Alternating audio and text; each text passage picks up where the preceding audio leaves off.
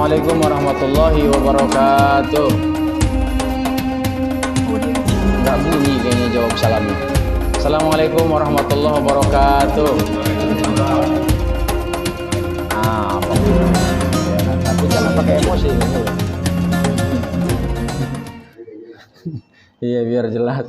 Karena memang harus diucapkan salam itu. Karena ifsas salam bainakum, sebarkan salam di antaramu. Salam itu adalah sebagai sebuah ungkapan terjalinnya silaturahim.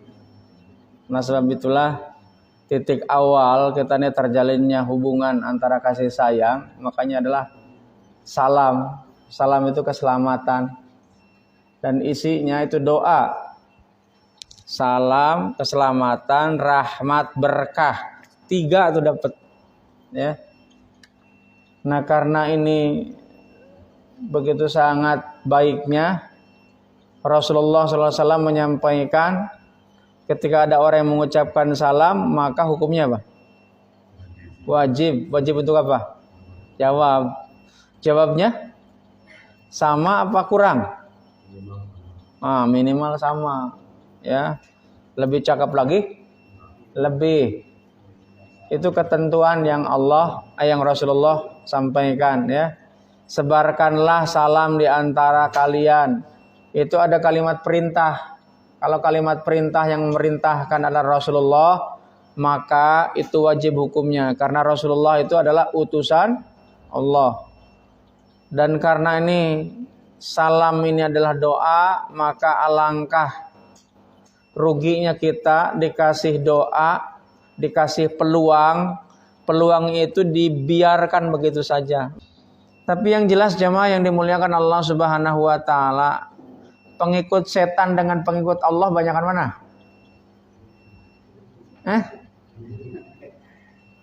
Pengikut iblis dengan pengikut Allah banyakan mana?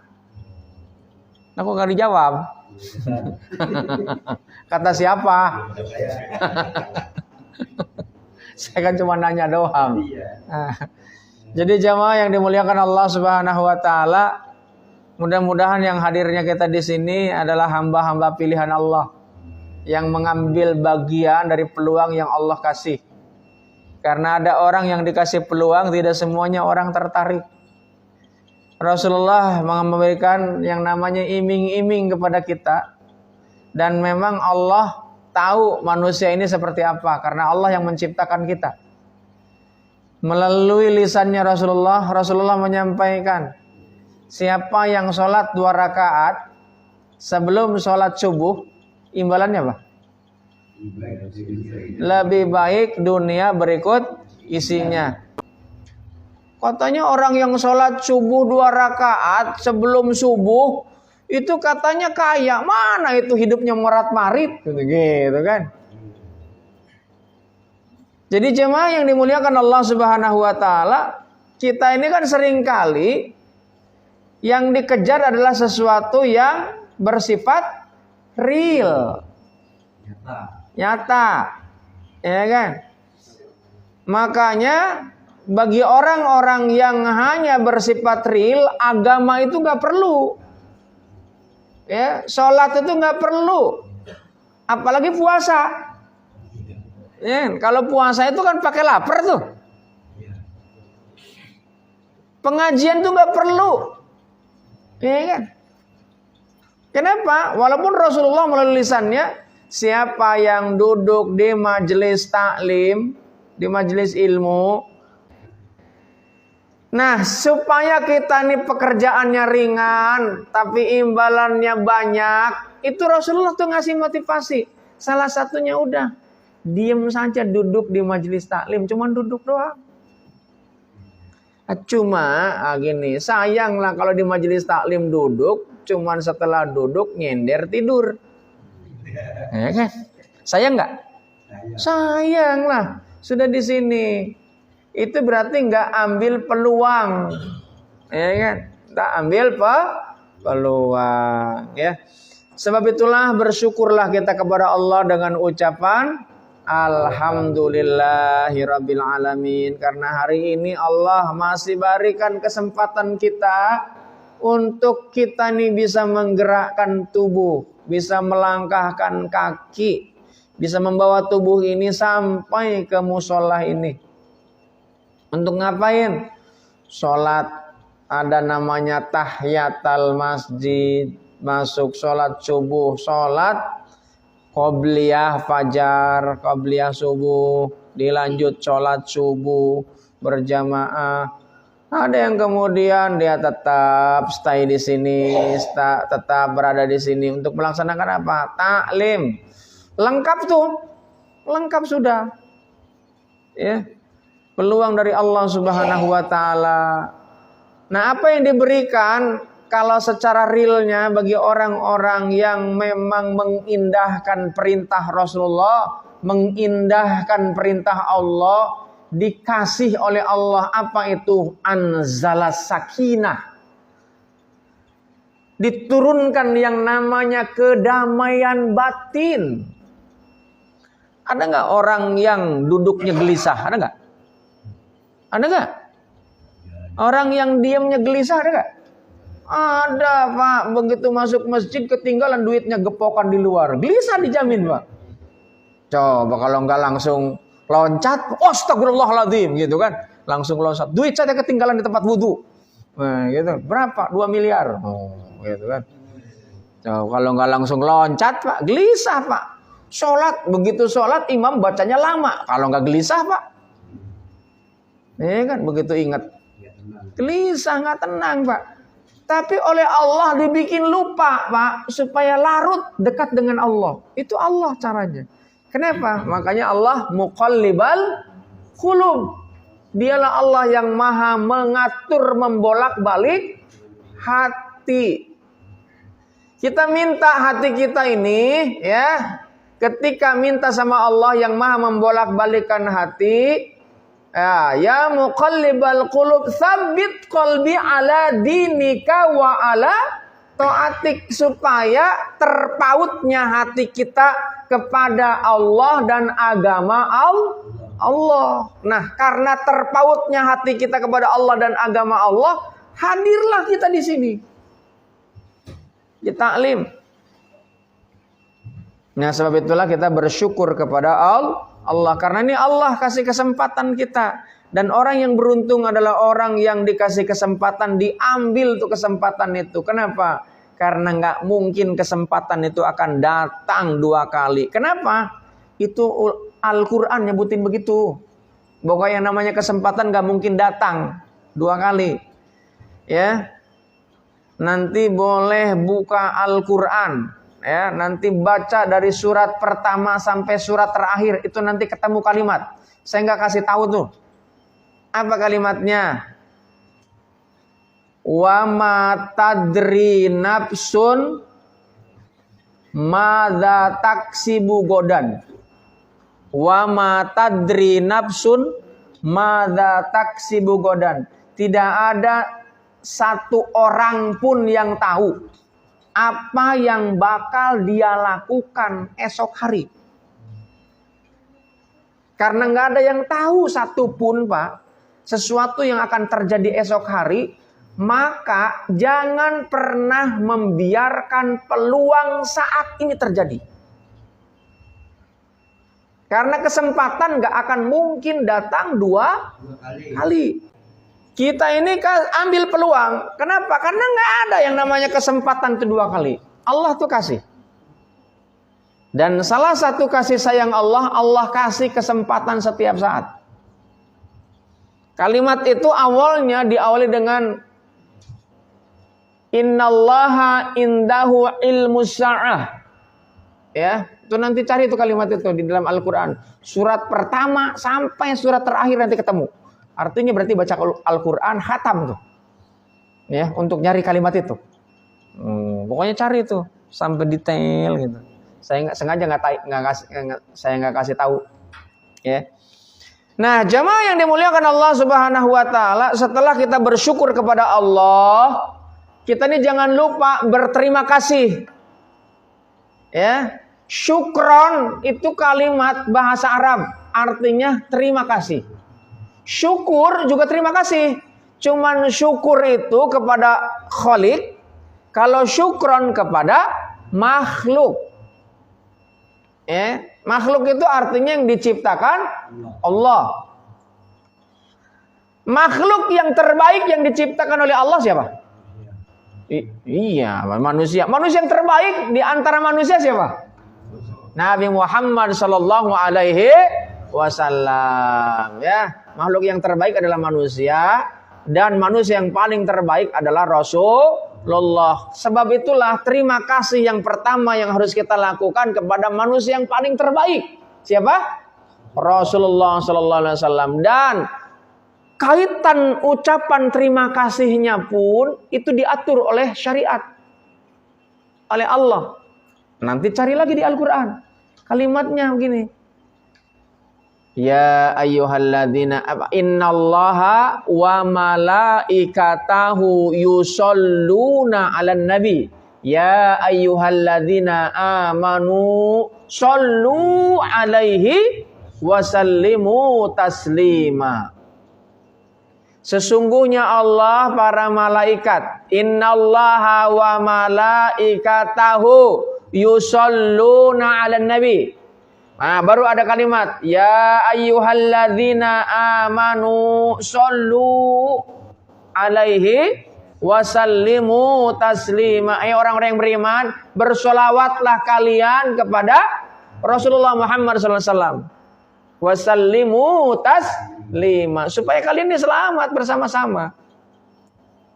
Nah, sebab itulah jamaah yang dimuliakan Allah Subhanahu wa taala, kenapa itu diperintahkan? Karena kita ini agar menjadi orang yang beradab, orang yang berakhlak, dan akhlak yang diinginkan oleh Allah adalah akhlak yang baik. Akhlak yang terbaik itu namanya ihsan dalam bahasa Quran. Makanya iman, Islam, ihsan. Ya.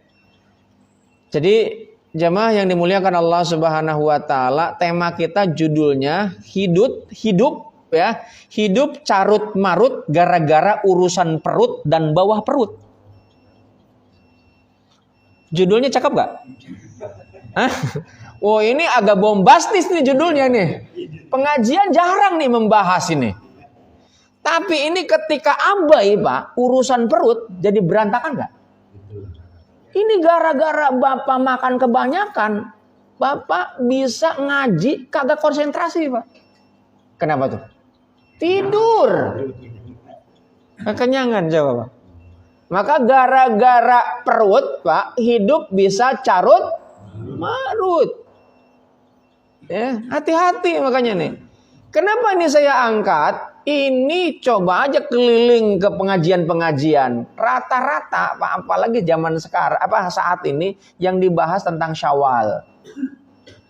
Nah, sebentar lagi yang dibahas tentang persiapan Idul Kurban. Semua penceramah itu, wah, bosan-bosan lah, gitu. Nah, sekarang saya bahas dari yang orang agak terabaikan, Pak. Nanti korban pun, Pak, itu bisa berantem, Pak. Gara-gara apa? Rebutan daging. Kenapa daging direbut? Urutan perut, Pak. Islam mengatur semuanya. Islam ini agama yang sempurna. Sayyidina Ali menyampaikan ya bahwa Islam ini ya'lu wa la yu'ala alaihi. Islam ini adalah agama yang tinggi dan tidak ada yang menyamai ketinggiannya. Dan Islam ini adalah agama yang paling sempurna. Ya. Dan kesempurnaannya jamaah yang dimuliakan Allah Subhanahu wa taala itu diabadikan oleh Allah di dalam firman Allah yang diturunkan paling akhir. Ya. Kalau surat pertama kali diturunkan apa? Firman, ada surat Iqra, surat Al-Alaq. Ya. Wahyu Allah yang turun pertama kali. Surat Al-Alaq itu isinya kita ini berpikir kritis, berilmu, ya, menggunakan otak, menggunakan akal, menggunakan logika. Makanya Iqra, ujungnya Allama bil qalam, allamal insana malam ya'lam. Itu penutupnya. Anda memang belajar, itu bagian daripada ikhtiar. Tapi ikhtiar itu akan ditutup oleh Allah. Sebetulnya ikhtiarmu ini adalah sebagai sebuah keseriusan. Tapi ini jangan sampai lupa. Ikhtiar itu bukan segala-galanya. Karena toh akhirnya Allah yang menentukan. Ya kan? Tapi kalau orang yang gak ikhtiar, Pak, ya kan? Kita berserah penuh sama Allah. Namanya tawakal. Ada orang yang memahami tawakalnya tawakal yang keliru. Dia mau sholat, ya kan zaman Nabi itu. Dia taruh tuh unta di luar. Taruh aja udah unta. Begitu keluar untanya hilang. Ya kan? Wah, kan kata engkau wahai Rasulullah, saya harus bertawakal kepada Allah. Iya, bertawakal, tapi untamu nggak diikat ya hilang. Ya kan? Itu namanya bukan tawakal namanya, tapi konyol namanya. Tawakal itu harus ada ikhtiar, salah satunya diikat, ya kan? Itu kan makhluk hidup. Ya kan? Orang makhluk mati aja sendal, Pak, bisa hilang? Ya kan? Itu makhluk hidup, onta jalan sendiri, Pak. Sendal aja makhluk mati bisa jalan sendiri, Pak. Emang bisa jalan sendiri? Enggak ada yang make itu, Pak, yang makhluk hidup namanya. Ya kan? Bisa ketukar tuh sendal, Pak. Ya. Nah, rupanya sendalnya naruhnya sembarangan. Sendal bagus, Pak. Sendalnya sendal Louis Vuitton. Tahu Louis Vuitton? Oh, itu sendal mahal, Pak. Yang begitu ke luar negeri Bapak kenain pajak, Pak. Kalau Bapak nih baca-baca di internet, Pak, ada orang beli sepatu Louis Vuitton, Pak. Itu begitu di bandara kena pajak, pajaknya melebihi daripada harga yang dia beli sepatunya. Akhirnya kesel, itu sepatu digunting, Pak. Dia bilang ini sepatu udah saya pakai, katanya, tapi tetap harus kena pajak. Ya kan? Itu kalau pakai model kayak begitu, Pak, dipakai sholat, Pak, itu nggak akan khusyuk, Pak. Was-was dulu. Ya kan? Kesenggol dikit aja kesel, Pak. Gimana, Pak? Makanya udah pakai sendal ke sini, sendal hotel yang gratis, Pak. Nah, itu nggak was-was, hilang juga, Pak. Jadi jemaah yang dimuliakan Allah Subhanahu wa taala nih, surat yang terakhir yang diturunkan oleh Allah kepada baginda Nabi Muhammad SAW adalah surat Al-Maidah ayat ke-3. Ya, itu kan isinya tentang kesempurnaan agama Islam sudah diridhoi, kesempurnaan nikmat sudah dipenuhi oleh Allah tuh semuanya dikasih. Jadi jamaah yang dimuliakan Allah Subhanahu wa taala, maka nih agama Islam yang sempurna ini bagi orang yang memang tidak mau mengkaji, tidak mau mengaji, maka Islam ya sudah hanya itu-itu saja. Syahadat, sholat, puasa, zakat, haji. Itu pun ya sudah hanya ritual saja, nggak ngerti. Haji berduyun-duyun, ya kan? Sampai ngantri, tapi tidak membawa dampak terhadap perilaku. Ada yang pulang haji, Pak, ketangkap lagi judi. Haji gile, namanya kan? Haji gile namanya kan? Pulang haji main judi, Pak. Haji pelit amat, dasar lu haji bahlul, katanya gitu kan. Oh, harusnya pulang haji semakin rajin, semakin santun. Ya gimana enggak akan ada perubahan. Dia enggak pernah ngaji, Pak. Ikut manasik seketemunya. Itu pun online. Ya kan? Nah, coba kan. Berangkat haji di sana mana ada, Pak? Waktu berangkat waktu haji di sana kajian serius nggak ada, Pak. Sibuk dengan urusan oleh-oleh, ya kan? Perut lagi, ya kan? Nah, sebab itulah, Pak, karena Islam begitu agama yang begitu sangat sempurna, tidak ada agama manapun boleh cek yang sampai ngurusin urusan cebok. Ada nggak urusan agama lain ngurusin cebok? Nggak ada, Pak. Ada orang bilang urusan yang bersifat sangat sensitif, kelihatannya jorok, porno, seks, ya kan? Sebab itulah, Pak, Ini diatur semuanya. Kita ini dari ngedip, mendengar, berbicara, cara menghirup udara, cara melangkahkan kaki, semuanya diatur oleh ajaran agama. Makanya kalau kita nih nggak mengkaji, Pak, ya sudah, Islam ya begitu-begitu saja. Makanya orang kalau mempelajari Islam secara serius, bahasa yang keren tuh secara mendalam, holistik namanya, itu dijamin orang itu, Pak, pasti akan dia cerdas, sehat, kaya, ya kan? Apalagi bahagia, sempurna lah pokoknya. Rasulullah itu adalah makhluk yang paling cerdas. Rasulullah adalah makhluk yang paling sehat. Rasulullah adalah makhluk yang paling bahagia. Rasulullah adalah makhluk yang paling berkuasa di atas muka bumi. Apa yang nggak bisa dilakukan oleh Rasulullah? Yang nggak dilakukan Rasulullah. Rasulullah itu pemimpin negara. Rasulullah kepala keluarga. Rasulullah itu suami. Rasulullah itu anak. Rasulullah itu pedagang. Rasulullah itu pembisnis. Apa itu? Makanya kata Allah, laqad kana lakum fi Rasulillah uswah hasanah. Jadi kalau mau cari ini contoh, Pak, cari contoh untuk hidup, nggak usah cari contoh yang lain. Ngapain cari contoh yang lain? Carilah Rasulullah. Cuman masalahnya kita nggak kenal dengan Rasulullah, Pak. Kita nih maulid, Pak, yang dikedepankan nasi kebuli. Maulid yang dikedepankan apa? Bingkisan. Coba. Bukannya Rasulullahnya yang diangkat. Baca memang berjanji. Kagak ngerti isinya. Baca memang itu sirah nabawi. Cuman gak ngerti, Pak. Dibahas ceramahnya kemana-mana. Bukan membahas tentang Rasulullah. Iya, harusnya maulid itu dibahaslah tentang sejarah Rasulullah. Dari Rasulullah itu sejak di alam arwah, di alam ruh, sampai kemudian Rasulullah meninggal, dan meninggalnya Rasulullah seperti apa. Wah itu Pak nggak kelar-kelar itu. Ini kan sisi Rasulullah luar biasa, nggak ada yang memang nggak bisa ngikutin Rasulullah.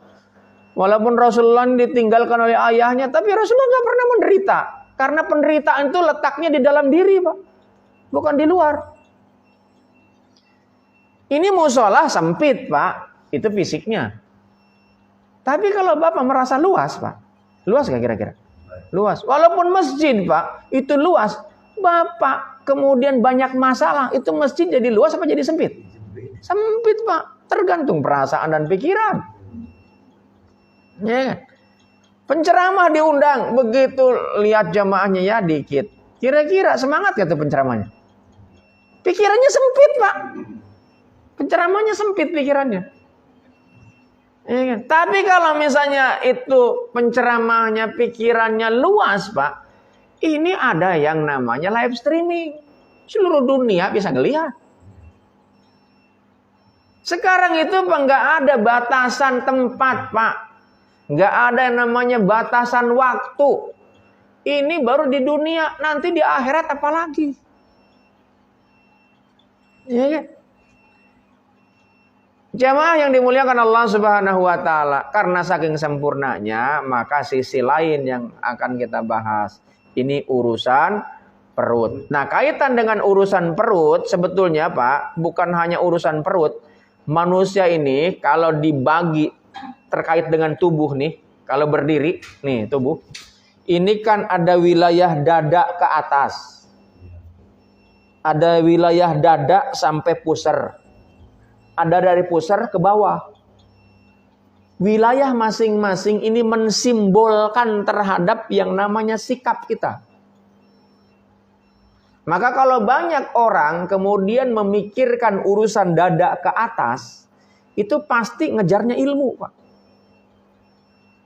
Maka kalau mau investasi, Pak, investasi yang akan menguntungkan jangka panjang adalah investasi dari dada ke atas. Tapi banyak, Pak, kebanyakan manusia investasi dari dada sampai pusar perut, Pak. Makanya sekarang di Indonesia ini yang marak wisata apa? Kuliner, Pak. Makanya ada sebuah candaan, Pak. Masing-masing negara itu, Pak, ketika bunuh diri itu punya caranya sesuai dengan kebiasaan. Kalau di Eropa, Pak, bunuh diri itu, Pak, tembak kepala, ceker. Kenapa? Karena kalimatnya cogito ergo sum. Itu filosofi, Pak. Kalimat filosof. Plato. Aku berpikir, aku ada. Aku ada, aku hidup. Maka supaya mati, maka pikirannya harus dimatikan. Ceker, mati. Ya kan? Jepang itu bunuh diri itu, Pak, harakiri, Pak. Apa tuh? Yang ditusuk dada. Kenapa? Spiritualitas. Jadi kalau spiritualitasnya, nilai-nilainya dia terabaikan, mati dia. Maka di Jepang itu kalau nganggur, Pak, itu menjadi aib. Ya. Walaupun sekarang Jepang itu lagi krisis, Pak. Krisis apa? Krisis keturunan. Karena dia menekan supaya tidak angka kelahiran menjadi rendah. Dan ternyata sekarang terendah di dunia. Jadi itu bisa menjadi kiamat, Pak. Karena nggak ada generasi penerus nanti. Coba Bapak baca di internet. Nah, sebab itulah, Pak, di Indonesia, Pak, kalau bunuh diri apa yang dilakukan? Minum baygon, Pak. Kenapa? Karena perut, Pak. Kuliner, Pak. Bener gak? Oh iya, Pak. Kalau nggak gantung diri, Pak. Cuman itu agak jarang, Pak. Rata-rata, Pak. Ah itu. Kalau nggak diracun, Pak. Jadi jemaah yang dimuliakan Allah Subhanahu Wa Taala itu tergantung kebiasaan. Itu baru bunuh diri aja. Itu setannya udah tahu, Pak. Ya kan? Setan di Indonesia itu senangnya kuliner. Dan kulinernya udah begitu, Pak. Sekarang ini dipengaruhi oleh medsos. Kalau dulu, Pak, sebelum makan yang dilakukan apa? Cuci tangan, Pak. Cuci tangan, airnya bersih, Pak, di mana aja, Pak. Ada pancuran, ya kan, kuncung-kuncung. Cuci tangan di sawah, cuci tangan di parit, cuci tangan. Oh, airnya bersih. Iya kan? Zaman kita kecil gitu. Nah sekarang nggak sembarangan, Pak, nyuci tangan, Pak. Ya nggak bisa. Setelah itu baca doa. Sekarang, Pak, apa yang terjadi kalau mau makan? Dipoto cepret. Nah, itu kan kerjaannya setan, makanya begitu, Pak. Ngasih kagak diupload pada status. Manas-manasin orang, Pak. Iya kan? Oh, ini saya baru makan rezeki anak soleh. Bilangnya anak soleh lagi. Coba. Anak soleh siapa? Ya, iya. Ini, Pak, bisa jadi masalah, Pak. Ini jadi masalah. Makanya kenapa hidup carut-marut gara-gara urusan perut. Dan kaitan dengan yang namanya urusan perut, urusan bawah perut, sebetulnya ada lagi atas perut. Allah Subhanahu wa Ta'ala ini memberikan kepada kita sebuah aturan di dalam Al-Quran melalui informasi yang diberikan kepada orang yang meyakini. Tertuang di dalam Al-Quran surat Al-Imran ayat 14. Oh, ini kan makanya sayangnya ngaji begitu, kan? Nyatet kagak, ya kan? Infokus kagak ada, ya kan? Ngajinya kuping. Begitu sampai rumah hilang semua. Apa yang disampaikan ya? Itu kan. Nah, padahal Al-Quran udah ngasih tuntunan. Allama bil qalam. Kalau mau belajar pengen bisa itu harus ada perantaraan tulis menulis gitu. Makanya kenapa saya siapkan ini supaya ada orang yang kelihatan. Ya kan? Nah terus gimana dong? Tenang, apa yang saya ceramahkan saya rekam masuk di YouTube. Bapak bisa itu subscribe. Ya. Di subscribe, cari aja nanti nama saya. Ya. Namanya siapa? Tanya nih sama yang rekam. Tanya. Ya kan? Jadi jemaah yang dimuliakan Allah Subhanahu wa Ta'ala, nanti kalau misalnya ada yang begitu kita lagi lihat rekaman, oh ada yang salah nih. Bapak bisa klarifikasi ya, atau nanya ini maksudnya apa ini, ya kan? Kalau pas lagi ngaji di sini mungkin campur baur gitu kan, atau konsentrasinya buyar gitu kan. Nah begitu kita ngelihat agak serius, baru ini ada yang salah nih yang disampaikan nih, yang ngajar tadi pagi, gitu kan. Nah nanti bisa nanya tuh, kalau kita hanya sekedar ngikutin ngaji di medsos, kita nih ada yang salah nggak bisa nanya, apalagi kalau itu pengikutnya banyak, kadang-kadang udah nggak kegubris tuh. Kalaupun nanya, saya alhamdulillah subscribernya nggak banyak Pak. Jadi kalau ada yang nanya masih saya jawab, ya kan? Insya Allah mudah-mudahan tetap dijawab. Nah dalam Al-Quran kaitan dengan urusan atas perut, ya kemudian perut, bawah perut, ini Allah kemudian memberikan informasi. Jadi ini judul ini bukan hanya asal judul, tapi saya ngelihat dulu ada nggak rujukan ayat Al-Quran nih? Di dalam Al-Quran surat Ali Imran ayat 14 Allah menyampaikan, A'udzubillahi minasyaitonirrajim, Bismillahirrahmanirrahim. Zuyyina lin-nasi hubbus syahwah minan nisa wal banin wal qanatiril muqantarati minad dhahab wal fiddah wal khail wal musawwamah wal an'am wal hars. Dzalika mata'ul hayatud dunya wallahu indahu husnul ma'ab. Kata Allah, dijadikan indah pada pandangan manusia. Tuh ya, dijadikan indah pada pandangan manusia kecintaannya, ya, hubus syahwah, kecintaannya kepada apa? Yang pertama minan nisa, kepada wanita. Berarti ini diperuntukkan kepada siapa nih? Laki-laki, Pak. Laki-laki seneng nggak sama wanita? Senang Pak, kecuali yang konslet. Senangnya sama laki-laki. Nah makanya kenapa ini orang yang senang sesama jenis itu dilaknat? Ini karena memang fitrahnya manusia ini memang harusnya dengan lawan jenis, bukan sesama jenis. Ada nggak kucing kawin laki sama laki? Nggak ada. Ayam ada nggak kawin jantan sama jantan? Nggak ada. Kambing ada nggak? Berarti manusia lebih rendah dan lebih hina dibandingkan binatang. Makanya Al-Quran menyebutkan balhum adallun kal an'am. Itu Al-Quran. Manusia ini lebih hina, ya, lebih rendah dibandingkan binatang. Oh, ya kan? Padahal Allah nih muliakan kita. Dimuliakan apa? Fi ahsani takwim. Dari sisi fisik aja Allah nih ciptakan kita dengan sebaik-baik bentuk. Cuman bentuknya ini dirusak oleh kita. Ya. Coba kalau belum nikah badannya langsing nggak? Langsing. Udah nikah? Langsung, ya kan? Nah, ya kan? Itu karena nggak dirawat, Pak. Makanya mohon maaf kalau ada orang ngomong tentang sunnah, tapi perutnya buncit. Itu bilang bertentangan dengan sunnah. Rasulullah itu urusan makan, Pak.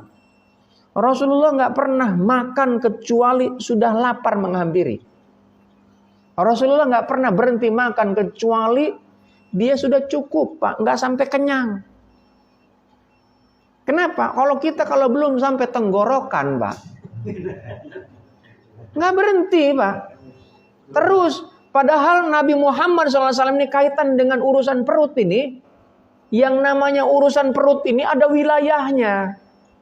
Kaitan dengan perut itu pasulusu li ta'amihi, sepertiga untuk makanan.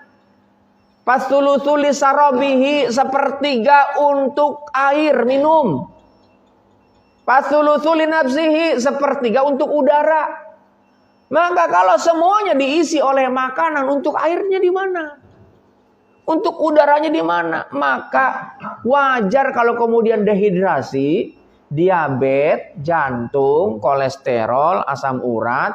Asam urat itu karena kurang air tuh. Ya kan? Makan banyak, air kurang. Ginjal, itu Pak. Makanya lihat, kalau diikutin ajaran Islam, Pak, dengan sebaik-baiknya, nggak ada, Pak, orang Islam yang sakit, Pak.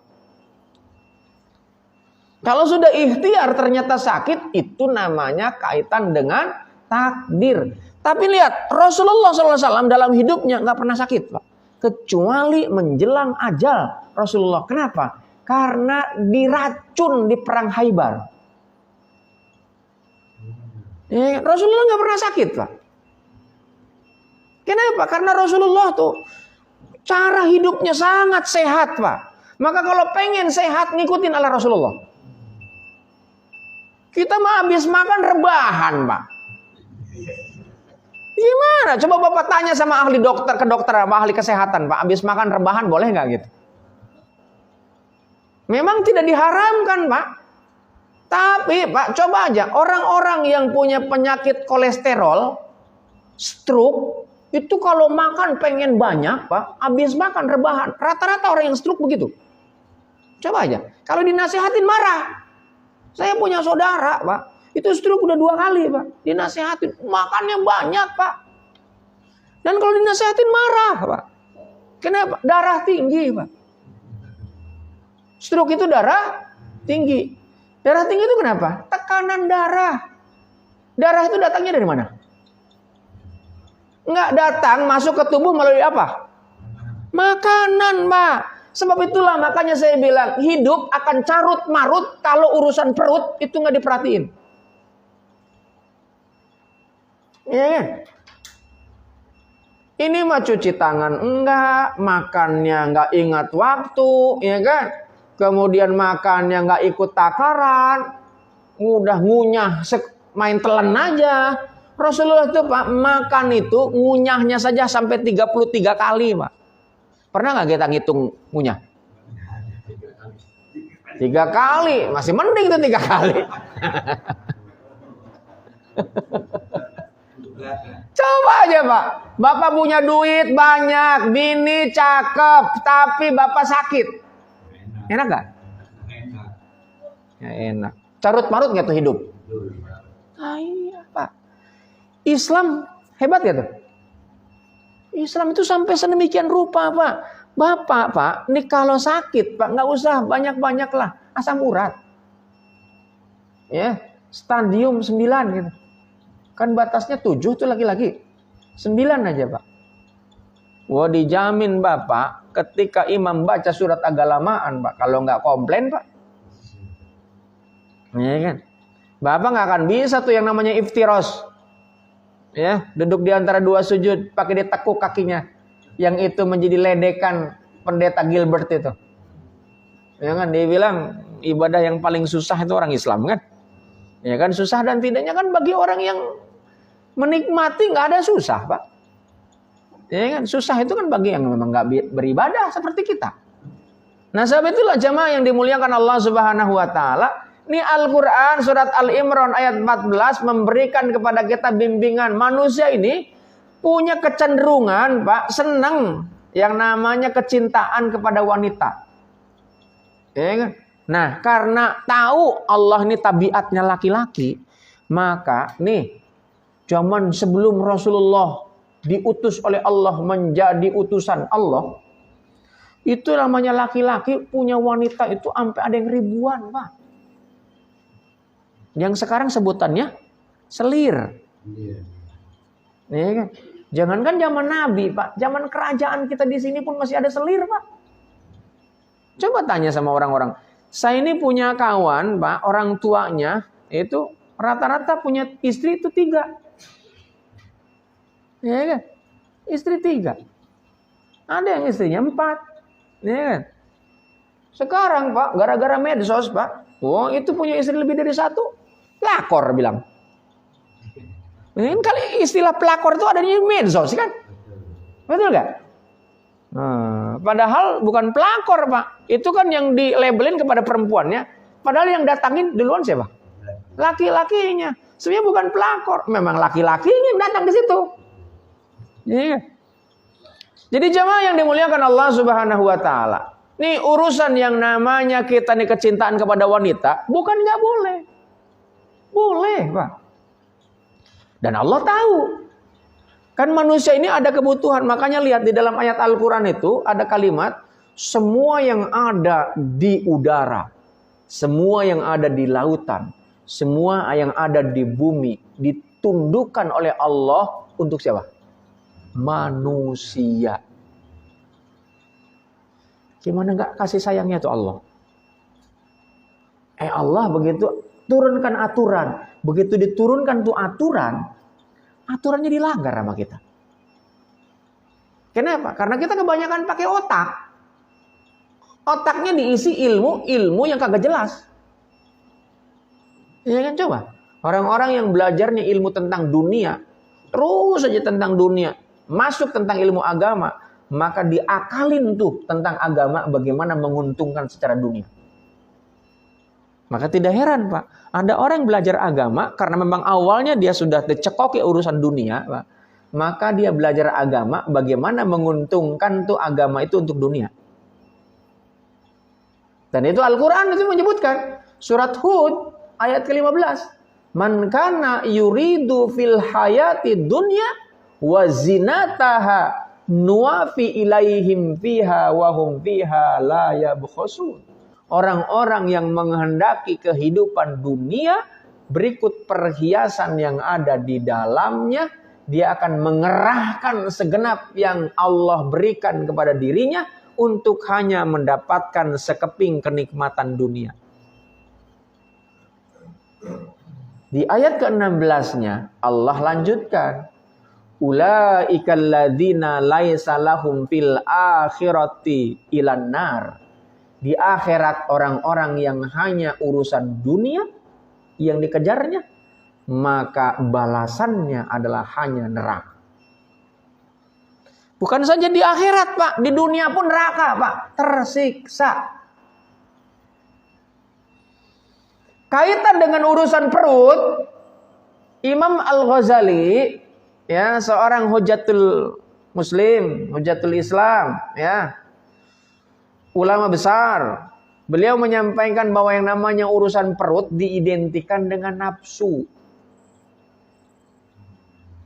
Makanya lihat, urusan dada ke atas adalah urusan wilayah kekuasaan, Pak. Kekuasaan kalau diidentikan ke perut, Pak, maka itu adalah kekuasaan yang berbasis nafsu. Bukan lagi mengedepankan tentang urusan kepentingan orang banyak, tapi kepentingan urusan keluarga dan dirinya. Kejadian gak tuh? Kejadian gak? Nggak peduli, Pak, aturan akan dilanggar. Nggak peduli dia itu orang mengecam, Pak. Yang penting gua saat ini sedang berkuasa. Kenapa berkuasa? Tujuannya adalah untuk menjaga agar keberlangsungan perut dirinya dan keluarganya.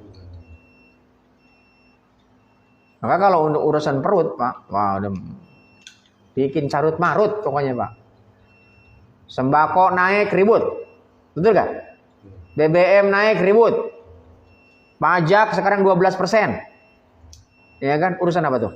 Perut, ya kan? Semuanya, Pak, dibangun jalan, dibangun alat transportasi, dibangun ini dan itu segala macam semuanya. Itu urusan perut, Pak. Ya kan? Kemarin bahkan sempat ramai 271 T. Urusan apa tuh? Ujungnya apa yang terjadi? Yang 271 T itu ditangkap.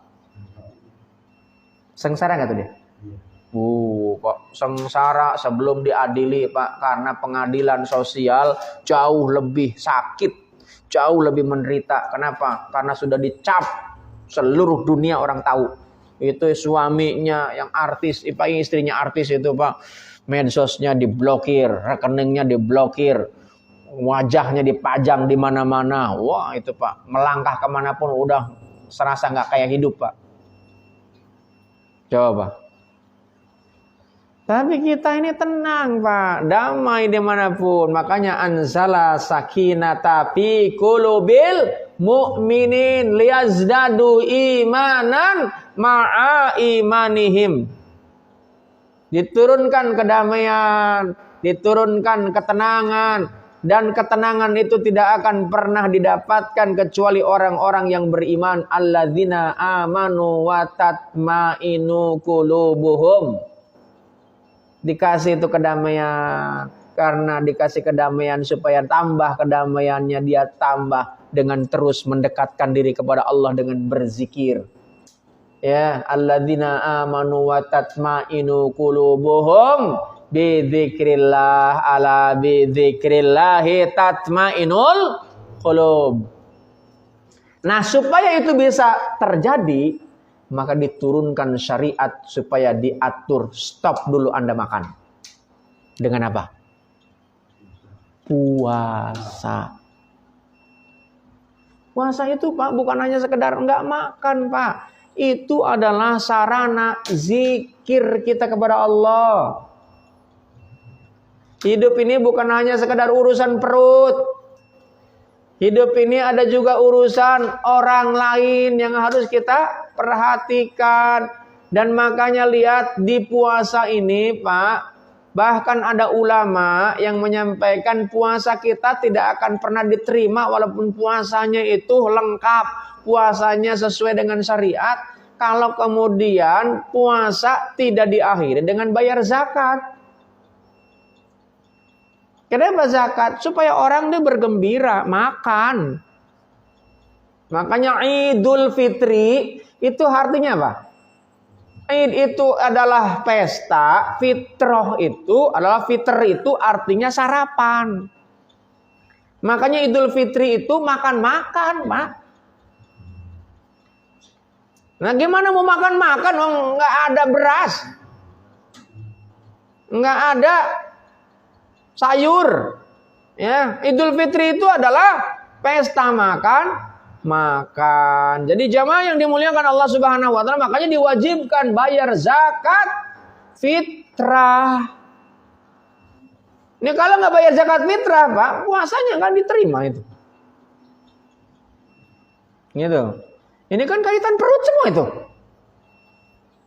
Nah, gara-gara kita nih merenung urusan perut, Pak, akhirnya kita peduli sama orang, dijaga. Coba kalau perutnya nggak diatur, Pak, badan nggak karu-karuan, obesitas, penuh dengan masalah, sakit segala macam, ya kan? Makanya makan tuh diatur, Pak, dalam Islam itu. Jangan malam makan, tengah malam harusnya tidur. Saya ini kalau diundang ngisi ceramah malam, saya tolak, Pak, nggak makan. Makanya kenapa saya tetap stabil badan, ya kan? Dulu sempat juga saya agak gemuk. Ya kan waktu hilap. Waktu hilap. Nah, kayak gini cakep lah mana segini. Iya kan? Iya. Nah, itu harus banyak gerak, Pak. Jangan ini memakan banyak, gerak kurang. Nah, itu juga melanggar sunatullah. Nah, kemudian jemaah yang dimuliakan Allah Subhanahu wa taala, selain kita memang senang kepada wanita, ya, wal banin, kita nih juga senang terhadap anak-anak, Pak. Maka coba lihat, ketika orang habis nikah yang ditanya apa? Udah punya anak berapa? Gitu kan? Dan ternyata, Pak, banyak orang yang mengeluarkan kalimat bahwa harta yang paling berharga adalah keluarga. Anak. Itu nyanyinya gitu. Harta yang paling adalah keluarga kan? Nah, salah satunya keluarga itu adalah anak, Pak. Itu kalau kedengaran sama Menteri Keuangan itu kena pajak, Pak. Harta yang paling berharga, Pak. Nah, ya kan? Kena pajak, Pak. Makanya jangan sembarangan ngomong, Pak. Jadi jemaah yang dimuliakan Allah Subhanahu wa taala, terus apa lagi? Selain yang namanya anak-anak, ya. Wal qanatiril muqantarati. Apa itu? Harta yang banyak, minad dahab, emas, wal fiddah, perak. Itu adalah simbol, Pak. Makanya lihat orang berlomba-lomba menggunakan emas. Ya, lihat Raja Arab waktu datang ke sini, Pak. Tempat minumnya aja, Pak. Gelas emas, sendok emas, kursi emas. Itu maka yang namanya emas itu adalah simbolisasi, adalah tentang status sosial. Ada masjid Masjid Kubah emas. Oh, ya kan? Itu status sosial, Pak. Yang bangun siapa? Orang kaya. Nah, kalau yang namanya orang biasa, musola biasa. Gitu kan. Tapi apakah masjid yang kubah emas itu lebih mulia? Belum tentu di hadapan Allah. Ya kan? Apakah musola yang sempit itu lebih hina? Belum tentu di hadapan Allah. Maka saya bilang tadi, tergantung. Ini harta didapatkan. Membangun masjid, Pak, secara fisik, mau duit dari hasil apapun tetap jadi masjid, Pak. Zaman Nabi itu ada juga, Pak, orang munafik mendirikan masjid, namanya Masjid Diror. Oleh Rasulullah diminta untuk dibakar, Pak. Ya kan? Makanya masjid yang bagus itu adalah masjid yang dibangun atas dasar takwa. Ya, masjid usisa alat takwa. Dan masjid ini disimbolkan dengan Masjid Kuba. Itu masjid pertama yang dibangun oleh Rasulullah. Masjid Kuba. Ya. Jadi jamaah yang dimuliakan Allah Subhanahu wa taala, kecenderungan terhadap harta ini orang bahu membahu setiap saat, Pak. Memang tabiat manusia begitu, Pak. Senangnya terhadap yang namanya materi itu luar biasa. Termasuk saya bilang tadi, pencinta dunia itu, Pak. Dia agama digiring untuk mencari dunia, Pak. Prakteknya kelihatannya agama. Contoh, ayah saya saat ini ceramah.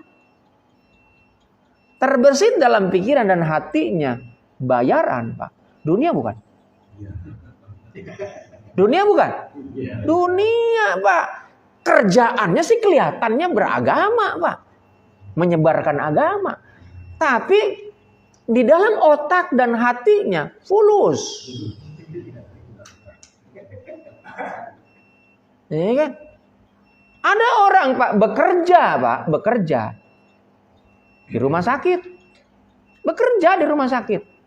Tapi dia memberikan pelayanan kepada orang, nggak peduli itu orang miskin, nggak peduli itu orang kaya, Pak. Dia niatkan dalam hatinya, saya membantu orang lain. Nilai ibadah nggak?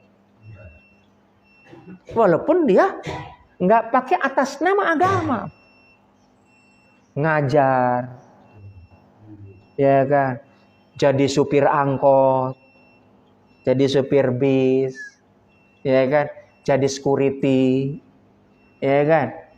Oh, tapi kemudian ngejaga lingkungan supaya nggak ada orang disusahkan, diniatkan jadi ibadah, jadi nilainya ibadah. Prakteknya kelihatan, Pak. Guru ngaji.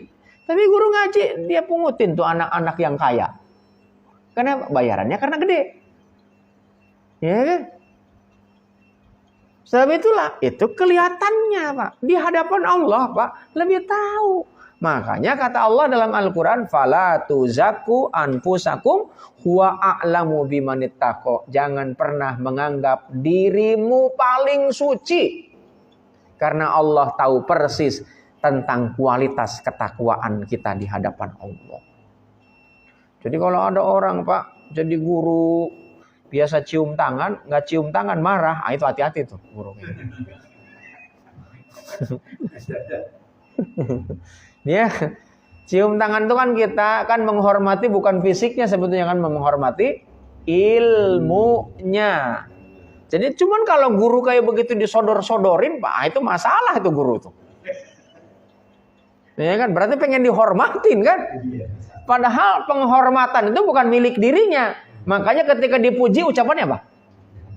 Kalau dipuji ucapannya apa? Subhanallah. Dipuji. Bapak hebat sekali gitu. Jawabannya apa? Alhamdulillahirabbil alamin. Artinya apa? Segala puji hanya milik Allah. Kalau segala puji hanya milik Allah, berarti punya nggak pujian untuk kita? Nggak ada, Pak. Ya kan? Nggak ada itu pujian. Jadi saya nggak dihargain nggak ada masalah, Pak. Memang nggak berharga. Berharganya itu karena Allah. Kalau Allah nggak ngehargain, nggak akan, Pak. Hina, Pak, kita ini. Kenapa kita ini dihargai? Karena ditutup oleh Allah aibnya. Makanya perintah Allah tutupi aib orang.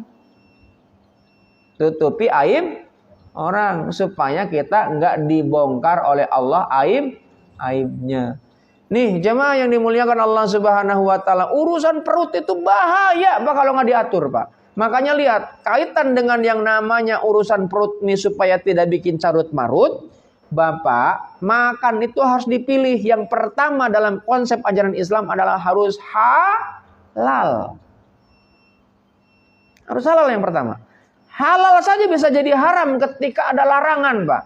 Ketika puasa jadi haram. Nah, apalagi yang haram. Itu kan bisa tuh selama 1 bulan kita nahan tuh. Masa setelah itu nggak bisa? Ditahan tuh Pak.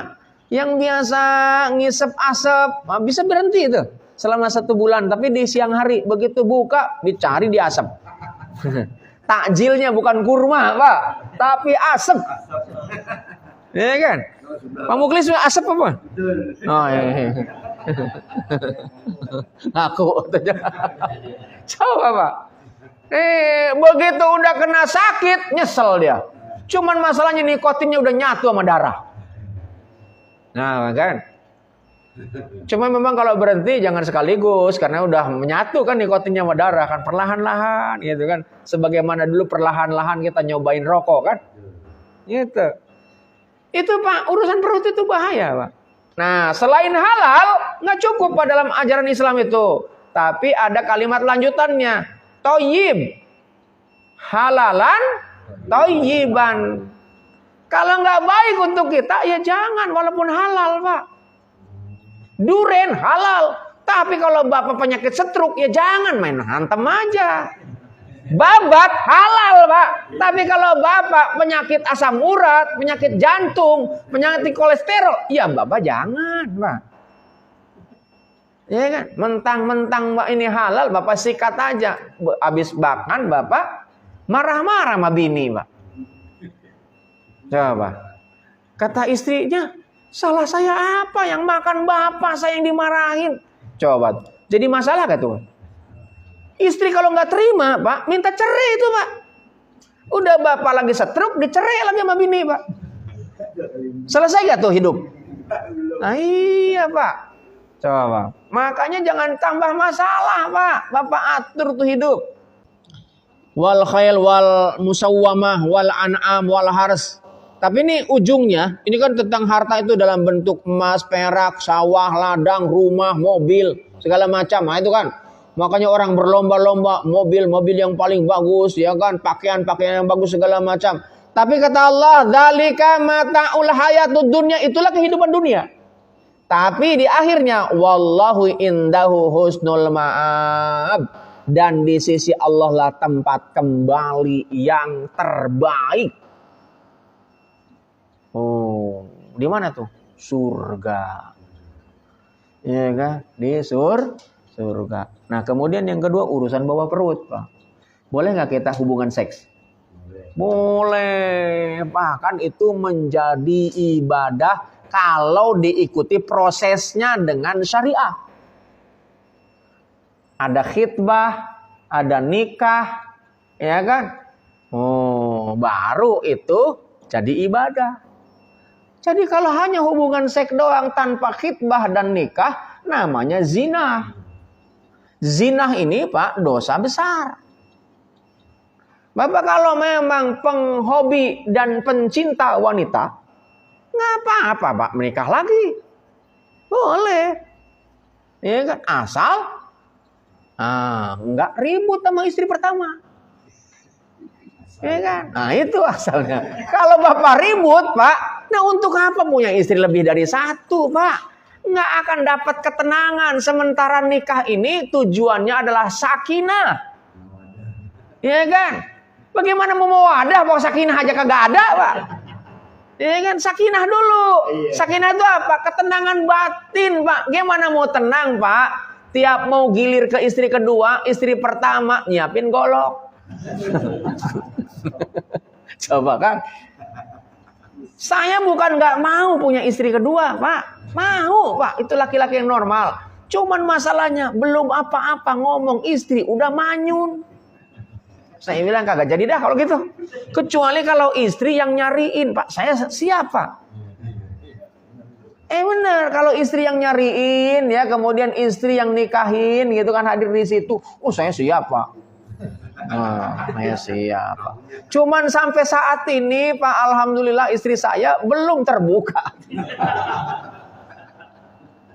Saya nggak tahu terbuka apa kagak, Pak. Iya kan? Jadi bohong tuh laki-laki kalau nggak tertarik wanita lain, Pak. Itu ngibul, Pak. Kecuali laki-laki yang udah konslet, Pak. Ya kan? Nah, kalau yang nggak konslet, aki-aki aja, Pak, tertarik sama yang bening. Bener nggak? Kong, bener nggak, Kong? Bener nggak? Oh iya, kata ditanya, malah nengok ke yang lain. Masih tertarik, Pak, walaupun udah tua. Kenapa? Karena laki-laki itu nggak ada batas menopause, nggak ada. Menopause itu nggak ada laki-laki, Pak. Kalau perempuan iya, Pak. Maka perempuan kalau udah tua, Pak, untuk diajak seks, Pak, itu bisa nolak. Maka itu bisa kadang ribut, Pak, gara-gara laki-lakinya udah sepaneng. Istrinya, Pak, kagak nyambut-nyambut, Pak. Coba, Pak. Makanya ini candaannya kalau laki-laki ngangguk-ngangguk, Pak. Kalau wanita geleng-geleng. Kalau laki-lakinya iya. Nah, wanitanya ini, Pak. Geleng-geleng. Nah, sebab itulah ini urusan yang namanya seks ini, Pak. Itu hubungan biologis. Dan itu diatur dalam ajaran Islam, Pak. Makanya kenapa? Itu harus ada namanya khitbah melamar. Ya, minta izin. Izinnya kepada siapa? Yang dititipi amanah, namanya orang tua. Ya, itu orang tua. Anak itu kan titipan dari Allah. Minta izin sama orang tua. Nah, boleh enggak? Kalau boleh, baru dikhitbah. Begitu dikhitbah, ada lanjutannya, belum halal. Nikah itu ijab kabul. Ijab kabul itu bukan orang tua dengan kita laki-laki, tapi sebetulnya hakikatnya kita dengan Allah. Itu pernikahan itu begitu. Maka ketika sudah ijab kabul dengan syarat-syarat ketentuan, ada mahar, ada wali, ada saksi segala macam itu kan. Kalau KUA itu hanya nyatet doang, Pak. Nah, kemudian baru tuh halal, Pak. Bapak boleh menikmati yang namanya seksualitas setiap saat, bahkan sampai Rasulullah menyampaikan siapa yang hubungan badan sehabis sholat subuh di hari Jumat, ya, kemudian mengantarkan dia mandi junub, kemudian berangkat ke masjid untuk sholat Jumat, diimbali oleh Allah Subhanahu wa ta'ala, kata Rasulullah, sebagaimana dia sholat 1 tahun. Itu cuma hubungan seks, Pak. Udah enak, berpahala lagi. Coba kan? Tapi nggak sembarangan, harus dengan istri yang sah. Coba, Pak. Habis subuh nih, habis pengajian. Istri saya mana?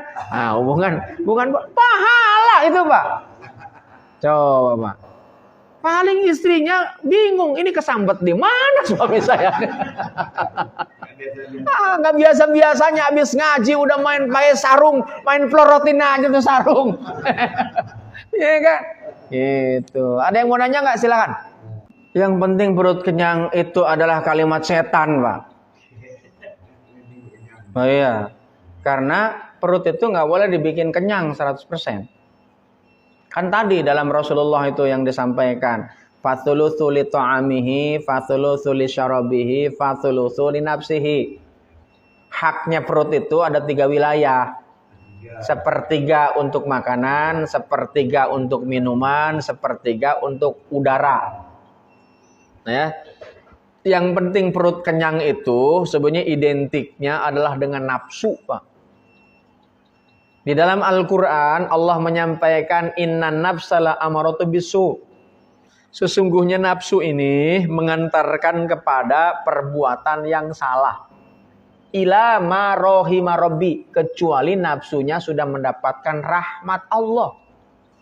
Inna rabbi ghafurur rahim. Sesungguhnya Allah ini, Tuhan ini maha pengampun lagi maha penyayang. Nah, Cara nafsu supaya mendapatkan rahmat diturunkan syariat namanya puasa. 1 bulan lamanya supaya mendapatkan rahmat. Makanya Ramadan syahrul rahmah. Bulan rahmat. Kaitan dengan Indonesia bahwa makan gratis itu yang menang karena memang Indonesia kita maklumi, Pak, secara umum masyarakat Indonesia ini awam, Pak. Memang belum siap dengan pemilihan langsung. Belum siap. Jangankan Indonesia, Jakarta yang konon katanya identik dengan orang-orang yang intelektualis, itu pun masih kalah, Pak. Yang dianggap mewakili orang intelektual calonnya 01 itu. Masih kalah di Jakarta. Artinya apa? Makan gratis itu lebih menjanjikan, Pak, dibandingkan dengan perubahan. Ya kan? Coba, Pak, orang dulu, Pak, anaknya disuruh kerja apa disuruh sekolah? Disuruh kerja ke sawah apa disuruh sekolah? Suruh kerja, Pak, karena kerja langsung dapat duit. Langsung dapat upah. Sementara kalau sekolah, ngeluarin duit. Yang pemikirannya orang-orang yang awam, Pak, lu kerja pun, lu sekolah pun belum tentu kerja. Ini sudah ada di hadapan lu. Pekerjaan. Ngapain lu susah-susah? Terus sama anak perempuan, lu jadi wanita, nggak usah sekolah tinggi-tinggi. Toh nanti juga lu balik ke dapur. Itu Pak pemikiran yang keliru, Pak. Makanya akhirnya apa? Ya perempuan, Pak, jadi bahan objek bagi laki-laki. Tapi kalau perempuan yang berpendidikan, Pak, dia memang nggak ngelawan, Pak. Tapi dia punya saran sama suami yang keliru. Kadang ada, Pak, karena wanitanya nggak punya ilmu, Pak, dia mengeksploitasi dengan menggunakan atas nama agama. Salah satu contoh misalnya begini. Ketika kita minta hubungan seksual sama istri, istri nolak. Karena ngaji, ngedengar pemahamannya di pengajian itu, wanita harus taat semuanya sama suami. Karena suami ini penggantinya orang tua. Sekiranya engkau bersujud kepada Allah, sekiranya engkau boleh bersujud kepada makhluk, maka sujud yang kedua adalah kepada suami, wahai para istri.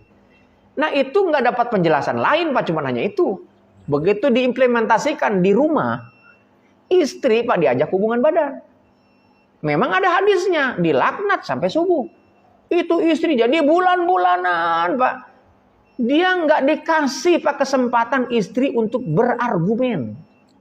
Bahwa istrinya 1, sedang nggak enak badan. 2, ya kan, istrinya lagi nggak mood juga. Gitu. Makanya, kita ini para suami, Rasulullah ini adalah orang sosok manusia yang paling sangat santun kepada keluarganya, kepada istrinya. Nah ini, Pak, seringkali, Pak, si perempuan ini menjadi eksploitasi bagi kaum laki-laki. Islam itu, Pak, sangat luar biasa, Pak. Jadi kalau ada namanya Ibu Kartini, Ibu Kartini itu siapa? Namanya siapa? Harum namanya. Iya. Ibu Kartini itu harum namanya. Jadi dikenal katanya sebagai tokoh emansipasi wanita. Emansipasi wanita ya Rasulullah.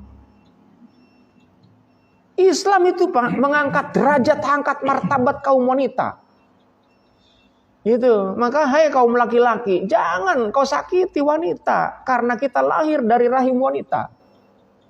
Sama laki-laki yang menyakiti wanita, rizkinya itu nggak akan pernah mudah, Pak. Dipersulit oleh Allah. Maka yang bakhil sama istri itu oleh Allah dibakhilin lagi. Benar itu. Maka sama istri jangan bakhil, Pak. Ini giliran temannya ditraktir, istrinya apa? Makan aja dijatah. Itu harusnya Pak Anda royal sama istri Pak. Ya kan? Anda tuh kasih. Jadi asal perut kenyang, itu bukan ajaran Islam Pak. Islam itu harus halalan thayyiban. Makanya lihat di dalam Al-Quran Allah menyampaikan Pak, bahwa sesungguhnya makhluk yang paling sangat buruk Pak di atas muka bumi ini adalah orang yang tidak mengerti, nggak punya ilmu Pak. Itu Al-Quran surat Al-Anfal surat ke-8 ayat ke-22. Inna sarod dawab indallah summum bukmul ladzi la ya'qilun. Sesungguhnya manusia yang paling sangat buruk di atas muka bumi ini pandangan Allah adalah orang yang dikasih pendengaran, penglihatan, tuli dan buta. Kenapa? Karena dia nggak punya ilmu pengetahuan. Otaknya itu Pak, nggak ada isinya. Nggak dikasih perubahan, nggak bisa Pak. Yang ada Pak, isinya adalah makan. Kata Sayyidina Ali, orang yang hidupnya hanya urusan perut, itu makan berarti. Maka kualitas hidupnya tidak lebih baik dibandingkan isi perut. Hati-hati. Orang yang hidupnya hanya ngurusin perut, maka status hidupnya tidak lebih baik dibandingkan dengan isi perut. Isi perut apa? Kotoran, usus. Makanya lihat orang yang mikirin perut Pak, menjijikan nggak? Menjijikan Pak, mau pejabat kayak apapun tingginya tuh jabatan Pak. Menjijikan Pak orang itu. Pengen ngeludahin aja Pak. Jijik Pak lihatnya. Ya kan? Ya karena memang urusannya perut Pak. Bukan urusan orang banyak gitu kan. Nggak usah jauh-jauh lah. DKM yang diurusin maulid perut lagi. Bukan dipanggil penceramah yang bagus gitu kan. Udah makan-makannya belakangan lah gitu kan. Ini urusan perut Pak. Coba kalau nggak dikecam Pak. Ya ceramahnya begitu, lu makan banyak sampai bececeran di mana-mana. Gitu. Padahal itu masjid, musola, ya kan? Gitu. Kalau urusan perut Pak, belakangan aja udah, ya kan? Kita kebanyakan mendingan cakapan puasa Pak. Ya. Orang puasa tuh sehat, Pak. Asu mutasihu. Gitu. Jadi begitu. Ada lagi? Silakan. Sebenarnya kalimat jebakan itu kan kalimat kita Pak. Ayat ini diturunkan karena Allah tahu siapa manusia. Manusia ini kan diciptakan gabungan dari dua unsur. Unsur malaikat dan unsur setan. Ya kan? Iya. Unsur malaikat. Makanya lihat, kenapa malaikat diminta sujud? Karena memang posisinya lebih tinggi dibandingkan malaikat, Pak, ketika mampu mengalahkan unsur setan yang ada di dalam diri. Namanya nafsu. Kalau malaikat taat, sami'na wa ata'na, wajar Pak, orang gak ada nafsunya. Ya kan? Setan wajar Pak, pembangkang, memang isinya nafsu semua. Manusia ini ada nafsu, ada yang namanya nurani. Nurani adalah mewakili malaikat, nafsu mewakili setan. Nah ketika manusia mampu mengendalikan nafsunya, maka manusia menjadi lebih mulia. Ya kan? Makanya fi ahsani taqwim, lebih mulia Pak. Makhluk yang termulia itu adalah makhluk yang bertakwa.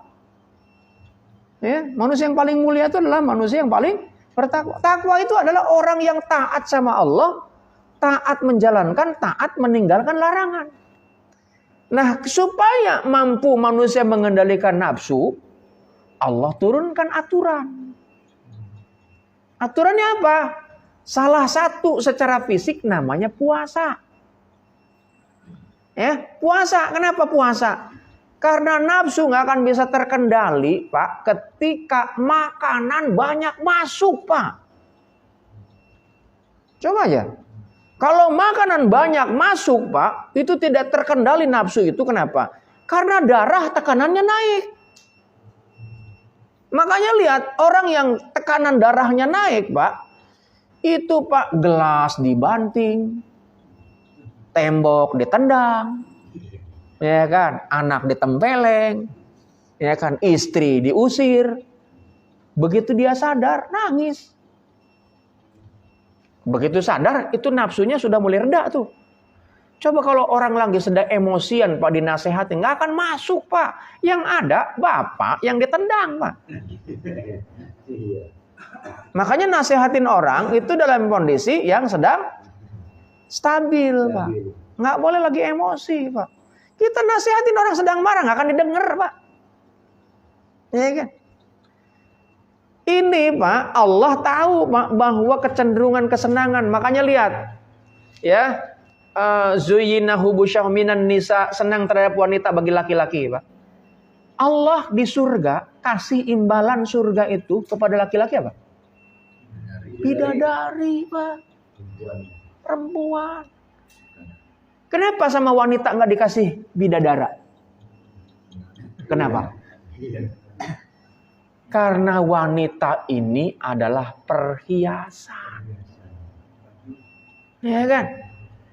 Ad-dunya mataun wal mataiha al mar'atu solehah.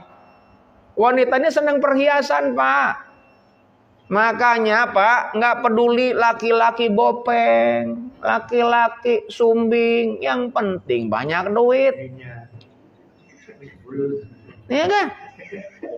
Bener Pak, nggak peduli itu. Saya bukan menghinakan ciptakan Allah. Ini hanya sebagai sebuah analogi saja. Nggak peduli itu laki-laki itu kecil, gede, atletis, ya kan? Kalau perempuan senang, laki-laki, itu berarti memang senang seks tuh. Ya kan? Dia lihat Pak, nggak peduli aki-aki, ya kan? Perempuannya masih lulus SMA. Rupanya telusur punya telusur Pak. Emang aki-akinya punya kekayaan yang fantastis Pak. Memang wanita senang perhiasan Pak. Makanya jangan dilarang kalau wanita berhias. Ini mah kita nih pengen cari wanita yang cakep Pak. Ya kalau yang wanita dia cakep di sana Pak, pakai modal Pak. Nah Bapak nggak ngasih modal sama bini, ya kan? Suruh istri kita cakep, dikasih uang 50.000 sebulan, suruh cukup. Kalau saya sebagai istri, saya jangankan sebulan, setahun aja cukup. Untuk apa? Beli aja tanggalan setahun. Ya kan? Jadi jemaah yang dimuliakan Allah Subhanahu wa taala, makanya nih, karena Allah tahu, Pak, kesenangan kita ini bukan ngasih peluang. Nah, setan itu kan nyari celah. Udah, kamu yang penting senang, ya kan? Celahnya setan itu kan Allah kan Maha Pengampun. Bahkan ada ayat Al-Qur'an loh kalimatnya. La taqnatu min rahmatillah, innallaha yaghfiru dzunuba jami'an. Orang-orang yang sudah melampaui batasnya, la taqnatu anfusim min rahmatillah. Jangan putus asa dengan rahmat Allah. Allah ini mengampuni dosamu semuanya, walaupun dosanya banyak. Itu setan begitu tuh. Masalahnya kita ini, kapan kita mau taubatnya kalau terus-terusan kita nih bermaksiat? Gitu. Nah, celah-celah itu yang kemudian dimanfaatkan oleh setan. Tapi bagi orang-orang yang dekat dengan Allah, makanya supaya nggak ada celah, kita diperintahkan oleh Allah. Zikron katsiro bukrotau wa asila. Ingatlah kepada Allah dalam kondisi yang lapang maupun dalam kondisi yang sempit, luang ataupun dalam kondisi yang genting. Zikron katsiro sebanyak-banyaknya. Ya. Di dalam surat Al-Imran ayat 9, inna fi khalqis samawati wal ardi wa ikhtilafil laili wan nahari la ayatin liulil albab alladzina yadhkuruna qiyaman wa qu'udan wa ala junubihim. Dia sambil berdiri, sambil duduk, sambil berbaring, rebahan, semuanya itu zikir. Makanya lihat dalam Islam itu, mau minum baca doa, selesai minum baca doa, duduk baca doa, berdiri baca doa, mau taklim baca doa, selesai taklim baca doa, masuk masjid baca doa, keluar masjid baca doa, masuk kamar mandi baca doa, keluar kamar mandi baca doa, pakai baju baca doa, bercermin baca doa, mau hubungan istri baca doa, selesai hubungan baca doa. Ini jangan-jangan hubungan istri udah main gabrug aja. Udah sepaneng, udah nggak kuat, udah nggak pakai baca doa lagi. Udah pokoknya Allahumma barik lana fima razaqtana wa qina adzabannar. Ya kan? Cukup ada doanya, Bos. Makanya kalau nggak pakai baca doa tuh anak, Pak, itu jadi aset, Pak. Apa itu? Anak setan. Iya, jadi anak setan, Pak. Hati-hati itu. Ya. Jadi begitu, Pak ya. Cukup ya. Al-Fatihah. A'udzubillahi minasyaitonirrajim. Bismillahirrahmanirrahim. Alhamdulillahirabbil alamin arrahmanir rahim maliki yaumiddin. Iyyaka na'budu wa iyyaka nasta'in. Ihdinas siratal mustaqim. Siratal ladzina an'amta 'alaihim ghairil maghdubi 'alaihim waladdallin.